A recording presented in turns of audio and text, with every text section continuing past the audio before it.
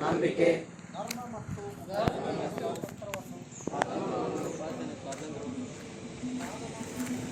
ಮಾನವನ ಮತ್ತು ಅವಕಾಶಗಳ ಸಮಾನತೆಯನ್ನು ದೊರೆಯುವಂತೆ ಮಾಡುವುದಕ್ಕಾಗಿ ವ್ಯಕ್ತಿ ಗೌರವ ದೇಶದ ಏಕತೆ ಮತ್ತು ಸಮಗ್ರತೆಗಾಗಿ